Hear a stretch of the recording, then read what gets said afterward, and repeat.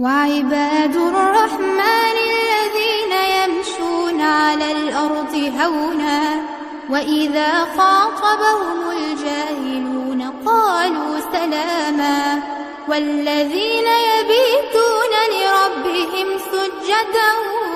وقياما والذين يقولون ربنا اصرف عنا عذاب جهنم إن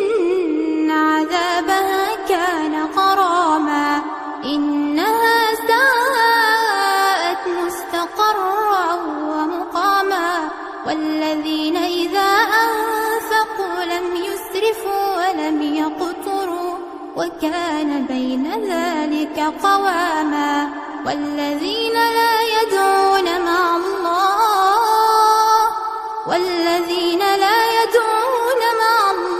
إلها آخر ولا يقتلون النفس التي حرم الله إلا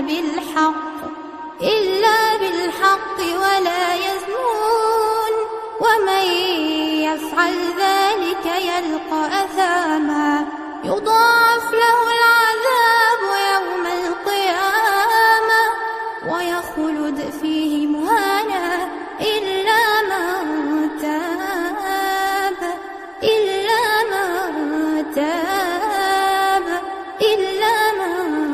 تاب وآمن وعمل عملا